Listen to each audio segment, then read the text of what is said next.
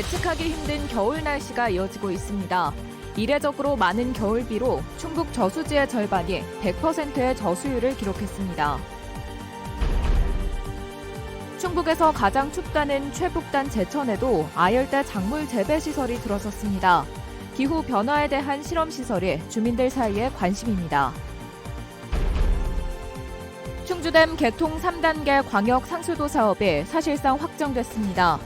2030년이면 하루 10만 7천 톤의 용수가 충북 중부와 경기에 추가 공급됩니다. 시청자 여러분 안녕하십니까? 계속해서 뉴스데스크 충북 소식입니다. 내일은 겨울 중 가장 추운 때인 소환인데요. 오늘 한낮 기온은 10도를 넘어서면서 이른 봄 같은 날씨였습니다. 지난달에는 기상 관측 이후 최대 강우량을 기록하는 등 예측을 벗어나는 날씨가 이어지고 있는데요. 충북 거의 모든 저수지의 저수율이 100%에 이르렀습니다. 관련 소식 이초원 기자가 보도합니다. 저수지에 물이 가득 찼습니다. 높아진 수위의 저수지 옆 기슭은 절반 이상이 물에 잠겼고 호수 바닥에 뿌리 내린 나무의 잔가지도 곧 물에 잠길 듯 보입니다. 작년 이곳은 저수율 80%대를 보였지만 올해는 저수율 100%에 육박했습니다. 충북 188개 농업용 저수지의 절반이 이렇게 가득 찼습니다. 현재 충북 저수지의 평균 저수율은 94%, 평년의 121% 수준입니다. 저수율이 평년 대비 60% 미만일 때는 양수 저류하는 등 가뭄 대책을 수립해서 관리를 하고 있습니다. 올해 농업용수 공급에는 큰 문제가 없을 것으로 판단이 됩니다. 오송 참사가 났던 지난해 여름, 충북의 강수량은 기상 관측 이래 두 번째로 많았고 지난달인 12월에 내린 비도 100mm가 넘어 기상 관측 이래 최대치를 기록한 결과입니다. 2023년 충북 영강수량은 1731.0mm로 평년 강수량의 137.3%를 기록했습니다. 기온도 들쭉날쭉입니다. 지난달 최고 기온을 보면 청주와 충주, 제천, 보은 등 주요 관측 지점이 20도에 육박해 기상 관측 이래 1위를 기록했습니다. 그런데 일평균 최저 기온도 지난달이 기상 관측 이래 1위였습니다. 같은 12월이라도 10일과 22일 두 날의 평균 기온은 20도 넘게 차이 나면서 역대 가장 큰 차이를 보였습니다. 겨울 중 가장 추운 때로 불리는 1월이지만 오늘도 진천, 옥천, 청주의 낮 최고 기온은 10도가 넘었습니다. 청주 기상지청은 내일 아침 최저 기온이 영하 7도까지 떨어져 오늘 최고 기온과는 20도 가까이 차이 날 것으로 전망했습니다. MBC 뉴스 이초원입니다. 오늘 낮 2시 20분쯤 영동군 영동읍의 다세대 주택에서 불이 나 주민 20여 명이 대피하는 소동이 벌어졌습니다. 건물 밖에서 시작된 불은 드라이비트 재질의 외벽을 타고 옆 건물까지 옮겨붙어 4층짜리 건물 2개 동 외벽을 태운 뒤 50분 만에 진화됐습니다.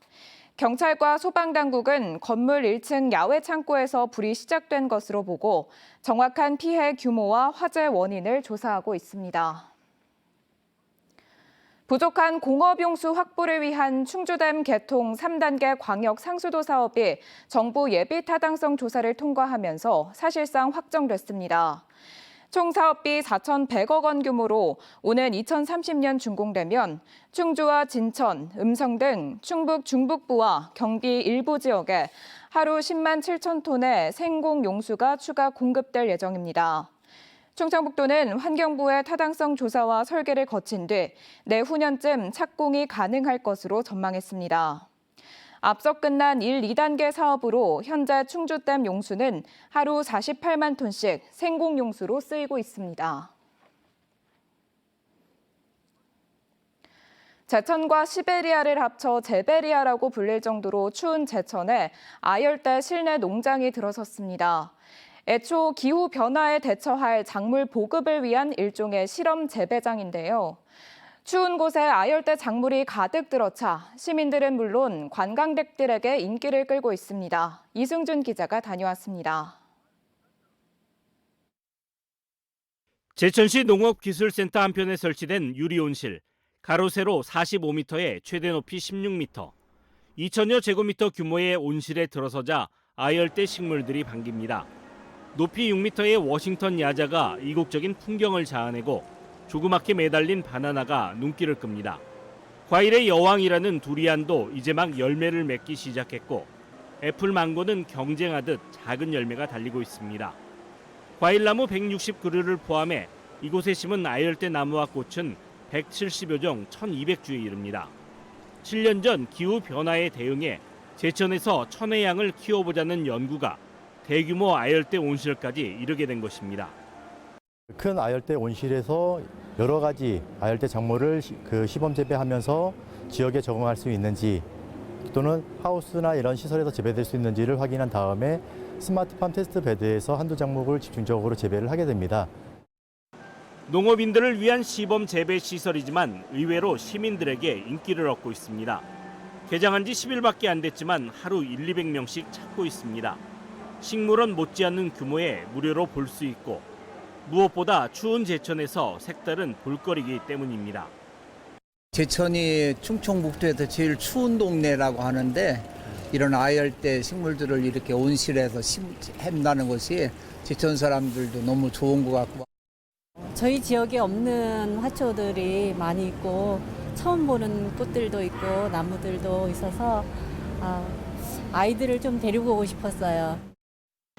아열대 스마트팜은 첨단 센서를 통해 낮에는 영상 22도에서 28도까지 유지되고 습도도 50-60% 정도로 관리됩니다. 시민들하고 아이들, 특히 추운 계절을 가진 제천 같은 데는 아이들을 가진 엄마들이 갈 데가 없거든요. 근데 굉장히 좋아하시고 그래서 기후변화에 선제적으로 대응하겠다는 제베리아의 아열대 온실이 연구 성과를 내기 전부터 시민들에게 사랑받는 공간으로 자리 잡았습니다. MBC 뉴스 이승준입니다. 부하 직원을 상대로 성추행 의혹을 받는 청주시청 간부 공무원이 중징계를 받게 됐습니다. 충청북도 인사위원회는 청주시가 중징계를 요구한 해당 공무원에 대해 한 직급을 낮추는 강등을 의결했습니다. 도 인사위의 의결을 수용해 강등 처분할지의 여부는 청주시가 판단합니다. 해당 공무원은 다른 기관에 파견 근무 중이던 지난해 수개월에 걸쳐 여성 직원을 추행한 의혹으로 청주시 조사를 받았습니다. 한국철도공사 충북본부가 제천에서 현판식을 갖고 본격 운영에 들어갔습니다. 2006년 출범한 철도공사 충북본부는 2020년 충북지역관리단으로 축소됐다. 3년 3개월 만에 직원 1,500명 규모의 본부로 부활했습니다. 초대 충북본부장에는 박진선 전 충북지역관리단장이 취임했습니다.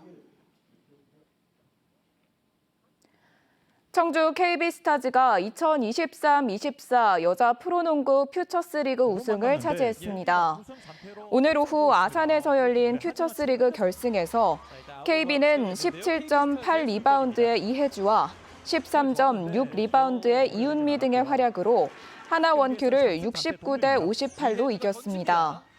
KB스타즈는 5번째 우승으로 퓨처스리그 최다 우승 단독 기록을 세웠습니다.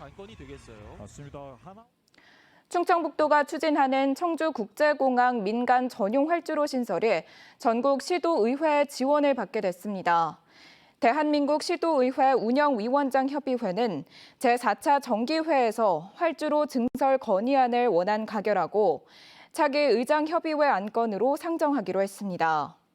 건의안이 의장협의회를 통과하면 국회와 정부 부처에 전달됩니다. 앞서 충북도의회는 민간 전용 활주로 보장이 없는 공군 전투기 추가 배치를 반대한다며 신설 건의안을 채택했습니다. 4주 연속 상승세를 이어가던 충북 아파트 매매 가격이 하락했습니다. 한국부동산원이 발표한 1월 첫째 주 주간 아파트 가격 동향에 따르면 충북은 0.03% 내려 4주 만에 하락 전환했습니다. 반면 아파트 전세 가격은 0.06% 올라 수도권을 제외한 지역 가운데 가장 높은 상승폭을 기록했습니다. 지금까지 뉴스데스크 충북 소식이었습니다. 고맙습니다.